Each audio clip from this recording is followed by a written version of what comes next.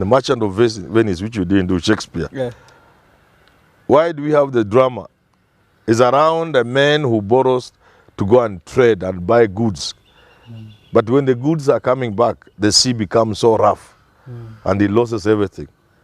The Jew from whom he had borrowed the money says, let's follow the agreement. You said if you don't pay, a pound of flesh. That is the theme. That is the story of the Merchant of Venice by Shakespeare. In other words, one thing needs to go wrong and your empire can collapse in business. That's how fragile business is. So they succeeded to make Nairobi paralyzed, to effectively put the holiday in place. And by the way, when Nairobi is not working, many other places are not working by extension. Sometimes where you work from your desk in Kakamega, you are dependent on what's going on in Nairobi. Yeah. I don't know whether you get what I'm saying. You get me? So there's probably paralysis of business. The whole country. And even the protests in Kisumu too. Yes. How did they succeed again? They succeeded in helping Raila get out of a difficult situation. And I want Ruto and the rest to listen. Supposing you allowed Raila to get to town, first of all, the numbers may not have been very big. You get it? Yeah. They may not have been very big. Secondly, he would have found himself in a very, very difficult situation. People are here. Can you walk with them to State House? First of all, there are not that many. There may not have been that many. Secondly, it would never have been Raila's. Raila is not a fool. It could never have been his design to go to State House. You remember he said it in an interview. And then he retracted when he saw the impact. When he was told this will mess the demonstration, the mass action, he retracted. That was his thinking. Because he's an intelligent man. If these guys let Raila go to town with his people, then the people will demand we go to State House. Raila would have very little choice. Then you take them to State House. Then there are no blockades. There's nothing. The police are not on the road. Then you go there. So what? You become the president. When we had this... No, ask that. You become the president. Because you are in State House with 10,000 people, 5,000 people. You don't become the president. Yes. So they saved the day for Raila. That's how he won. Number 3, they tossed the fish in the water. Raila is a fish that was tossed in the water. When they send him to the people, and you saw the massive crowds, any man in power seeing the opponent with that kind of crowd, they can't eat, they can't sleep. Like we used to say when we went from 2 about girls. If I don't see you, I don't eat. They can't sleep, they can't eat. That's a fact. Because you are a human being. You are the president in White State House. And seeing a man shaking Nairobi the way Raila was shaking it, in Isili, Kamkunji, Isili, Madare, Madare North, Juja Road. And then you saw the police in Migori, in Kisumu, in Juja, being overpowered and running away.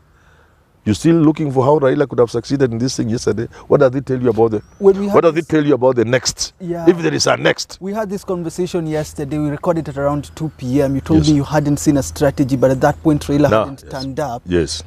Do you see a strategy? Because the question is, if he were to do this Monday, Tuesday, Wednesday, Thursday, I think for most people they say his voice could have been heard, and now he's postponing every single Monday. Is he applying brakes? Raila is a strategist. One, when you push it to Monday, you expect the pressure to pile on the president from different quarters. But I've told you people are suffering. Wazungu are very easy to scare, you know that. Yeah. They're scared. You do this the next Monday, they run away. So there's pressure going. You are giving the president time for him to make a move because of the pressure he will get. Number 1. Number 2, if he did today, by today he'll be forced to go to State House. If he didn't tactfully withdraw his troops yesterday, people will be marching to State House today. That's not his intention. He's not a fool. His intention is to apply pressure to the president. You apply pressure until the pressure reaches to a point where the president gives in. And if the pressure is exerted, if the president doesn't give a valve to ease the pressure, then the pressure cooker will boil him.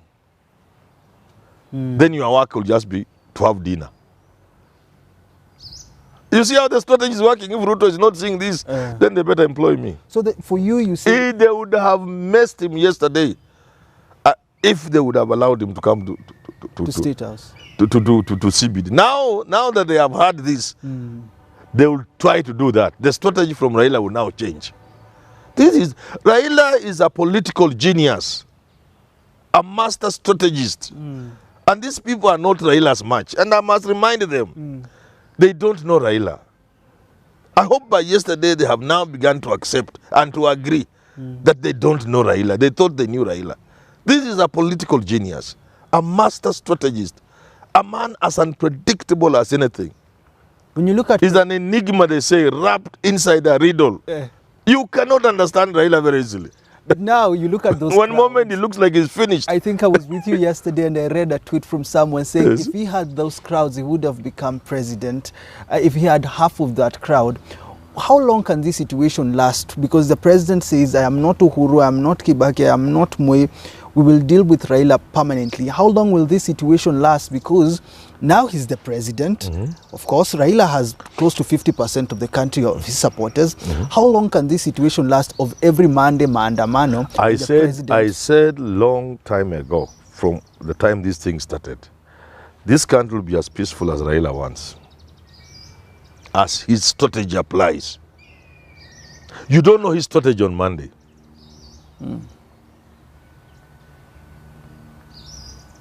And that is how difficult this situation is.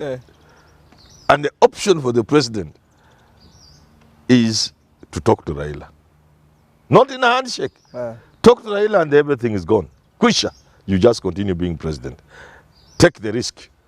Because I watched something I may not want to discuss on TV. I will tell you behind the tents. And it's about the security and its formation. And I got a little worried. So if I were to use that to answer your question, how long it will last, I hope the intelligence know what I'm talking about. It can't last. I hope our viewers can read. If you are intelligent, you know what I mean. And what I can't say on air, but things behind the tent, if you meet me in town, I'll tell you. So it can't last. Not that I'm not saying the security can do anything bad. You're saying I'm looking at their strategy. It was the same old strategy. Against a different client.